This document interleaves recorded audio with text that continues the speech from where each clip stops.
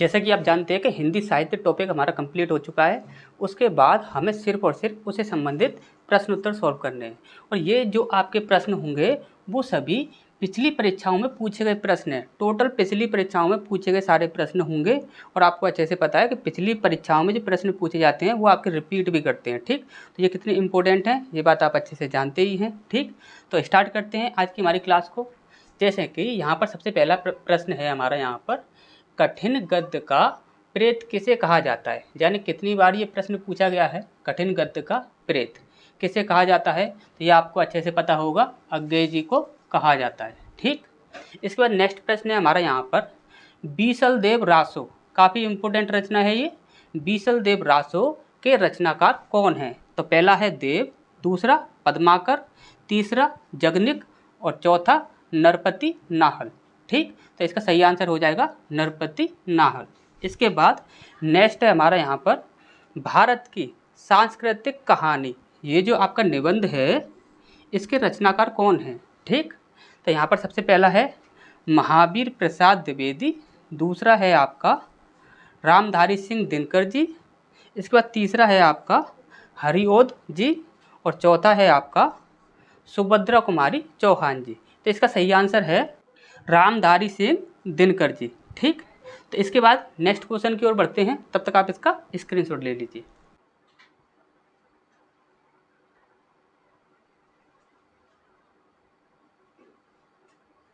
इसका नेक्स्ट प्रश्न है हमारा यहाँ पर पूछा गया है कबीर दास जी ने अपनी रचना Ramaini, very very most important है, याद रखिएगा, रमैनी में डैश प्रयोग किया, तो किसका प्रयोग किया, तो यहाँ पर दिया हुआ है आपका पहला चौपाई छंद, दूसरा दोहा छंद, तीसरा कुंडलिया छंद, इसके बाद चौथा है आपका छप्या छंद। ठीक, तो इसका सही आंसर हो जाएगा आपका चौपाई छंद। ठीक, इसके बाद नेक्स्ट प्रश्न है आपका जयद्रथ वध, यानी कितनी बार ये रचना पूछी गई है, तो इस रचना के रचनाकार कौन है। ठीक, तो यहाँ पर सबसे पहला है आपका जायसी, दूसरा है आपका मीराबाई, तीसरा है आपका मैथिली शरण गुप्त और चौथा है आपका हरिवंश राय बच्चन। तो इसका सही आंसर जो रहेगा वो रहेगा मैथिली शरण गुप्त। ठीक, इसके बाद नेक्स्ट प्रश्न है आपका सूर्यकांत त्रिपाठी निराला का अंतिम काव्य कौन सा है। ठीक, तो यहाँ पर है सबसे पहला अनामिका, ये भी काफ़ी इंपॉर्टेंट है, याद रखिएगा। ठीक, कुकुरमुत्ता भी काफ़ी इंपॉर्टेंट है, इसे भी याद रखिएगा। और इसके बाद चौथा ऑप्शन है आपका नए पत्थे, लेकिन इसका जो सही आंसर है वो है आपका सांध्य काकली। ठीक, तो नेक्स्ट क्वेश्चन की ओर बढ़ते हैं, तब तक आप इसका स्क्रीनशॉट ले लीजिए।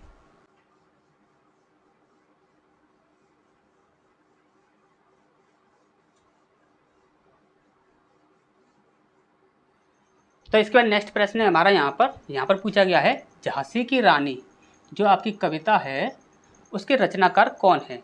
तो सबसे पहला है आपका भारतेंदु हरिश्चंद्र, दूसरा है आपका मैथिली शरण गुप्त, तीसरा है आपका केशव दास और चौथा है आपका सुभद्रा कुमारी चौहान। ठीक, तो इसका सही आंसर रहेगा आपका सुभद्रा कुमारी चौहान। ठीक, इसके बाद नेक्स्ट प्रश्न है प्रताप पत्रिका, वेरी वेरी मोस्ट इंपॉर्टेंट है, जाने कितनी बार पूछी जा चुकी है।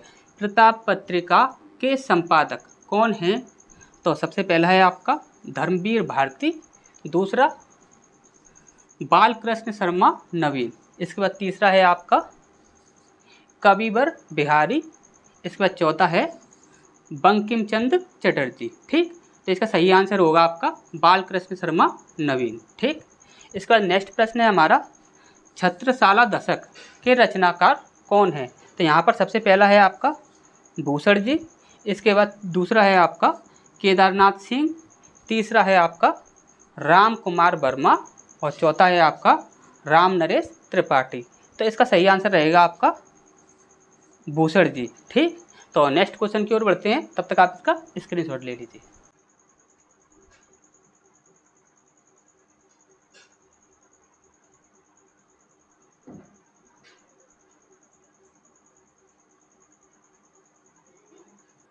इसका नेक्स्ट प्रश्न है हमारा यहाँ पर पूछा गया है किस्वू के शिलालेख किसकी रचना है। तो सबसे पहला है आपका देव, दूसरा है आपका केदारनाथ सिंह, तीसरा है आपका भवानी प्रसाद मिश्र और चौथा है आपका वेद व्यास। ठीक, तो इसके सही आंसर है भवानी प्रसाद मिश्र। ठीक, इसके बाद नेक्स्ट पॉइंट है चित्तौड़ की चीता के लेखक कौन है। ठीक, तो यहाँ पर है श्रीधर पाठक, इसके बाद सोहन लाल, तीसरा है केदारनाथ सिंह और चौथा है आपका राम कुमार वर्मा। ठीक, तो इसका सही आंसर रहेगा आपका राम कुमार वर्मा।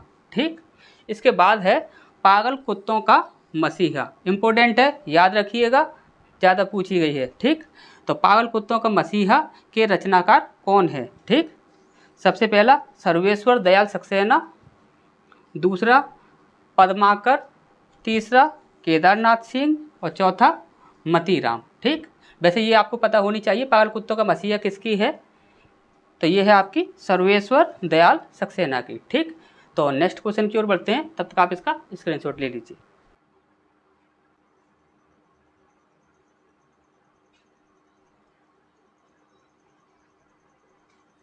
इसका नेक्स्ट प्रश्न है हमारा यहाँ पर पूछा गया है प्रकृति के सुकुमार कवि, वेरी वेरी मोस्ट इम्पोर्टेंट है, याद रखिएगा और काफ़ी लोगों को ये पता भी होगा। प्रकृति के सुकुमार कवि किसे कहा जाता है। सबसे पहला है आपका जयशंकर प्रसाद, दूसरा है आपका बंकिम चंद्र चटर्जी, तीसरा है आपका अज्ञे और चौथा है आपका सुमित्रानंदन पंत।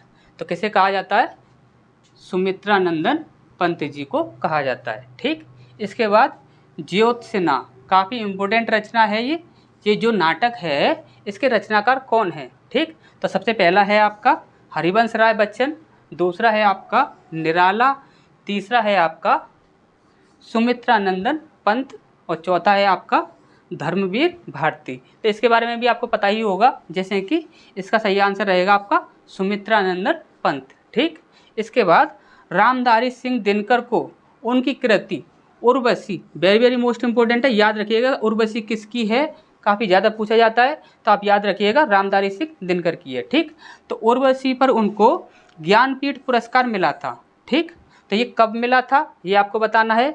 तो सबसे पहला है आपका 1969 में, दूसरा है 1970 में, तीसरा है 1971 में या चौथा है आपका 1972 में। तो इसका सही आंसर रहता है आपका 1972 ईस्वी में। ठीक, तो नेक्स्ट पॉइंट की ओर बढ़ते हैं, तब तक आप इसका स्क्रीनशॉट ले लीजिए।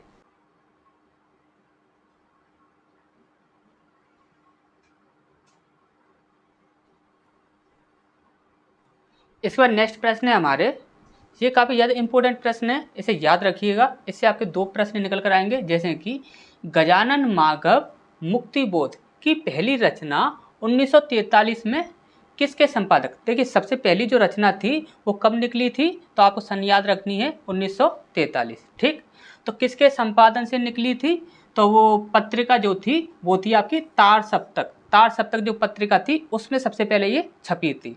तो ये तार सप्तक जो पत्रिका है वह किसके संपादक, इसके संपादक कौन थे, ये अगर आपसे पूछा जाता है, वेरी वेरी मोस्ट इंपोर्टेंट है ये तार सप्तक जो आपकी पत्रिका है, ये काफ़ी ज़्यादा पूछी जाती है। ठीक, तो इसे भी याद रखिएगा। तो वे कौन थे, तो वे थे आपके अज्ञे। ठीक, याद रखिएगा। ठीक, इसका नेक्स्ट प्रश्न है आपका सूरदास जी की अब तक कुल कितनी रचनाओं के प्रमाण मिले हैं। अब तक उनकी कितनी रचनाओं के अब तक प्रमाण मिल चुके हैं कि ये इन्हीं की रचना है और किसी की रचना नहीं है। ठीक, तो जैसे कि सबसे पहला है आपका 4 रचनाओं के, दूसरा है आपका 8 रचनाओं के, तीसरा है आपका 3 रचनाओं के और चौथा है आपका 7 रचनाओं के। ठीक, तो यहाँ पर इसका जो सही आंसर है वो है अब तक सिर्फ 3 रचनाओं के ही प्रमाण मिले हैं कि ये इनकी रचना है। ठीक, जैसे कि वो है आपकी सूर सागर, सूर सारावली और साहित्य लहरी। इसके बाद जो है आपकी नल दमयंती, ब्याहलो, ये सारी जो रचनाएं हैं इनके अब तक कोई भी प्रमाण नहीं मिले हैं कि ये इन्हीं की रचना है। सिर्फ 3 ही रचनाओं के प्रमाण मिले हैं, सूर सागर, सूर सारावली और साहित्य लहरी। ठीक, तो याद रखिएगा, इंपॉर्टेंट है। इस पर नेक्स्ट प्रश्न की ओर बढ़ते हैं, तब तक आप इसका स्क्रीनशॉट ले लीजिए।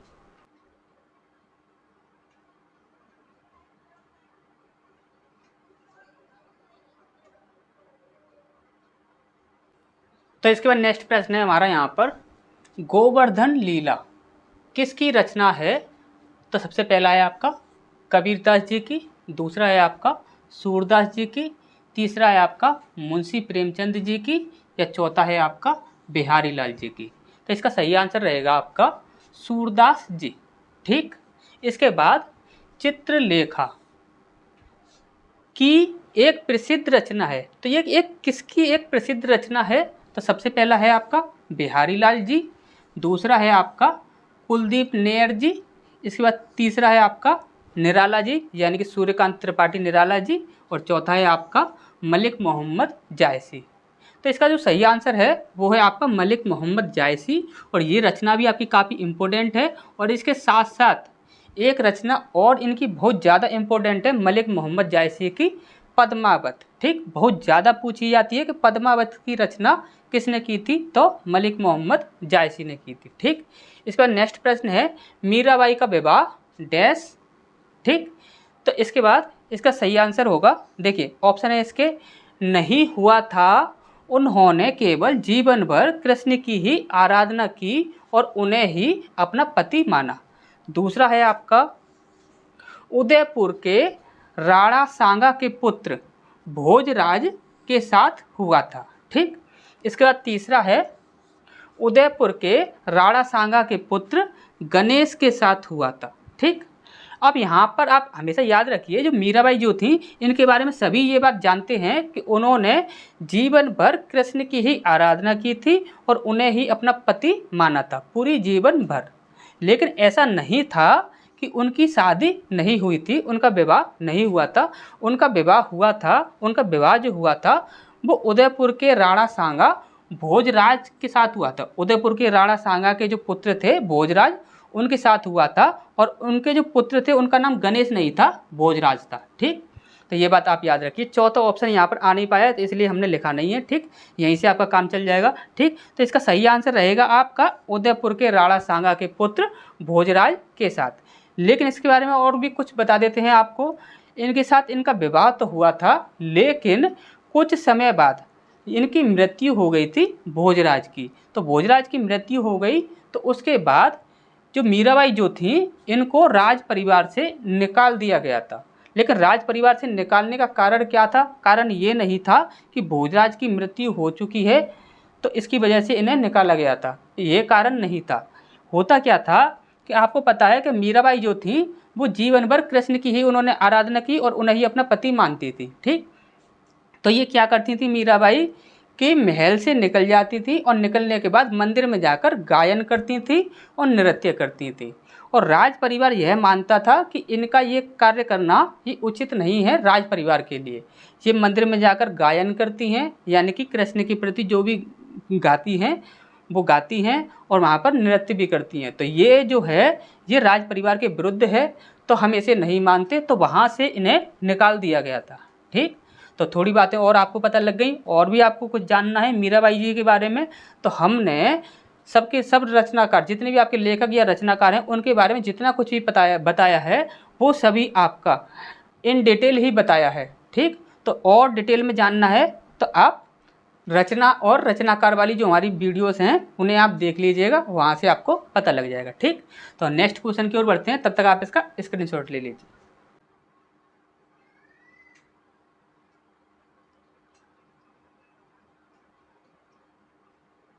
इसका नेक्स्ट प्रश्न है हमारा यहाँ पर, केशव दास जी को 21 गांव भेंट स्वरूप दिए गए थे, ये किसके द्वारा दिए गए थे? तो आप सबसे पहला आंसर है अकबर, दूसरा है आपका बीरबल, तीसरा है आपका टोंडरमल और चौथा है आपका इंद्रजीत सिंह। ठीक, तो इसका जो सही आंसर है वो है आपका इंद्रजीत सिंह।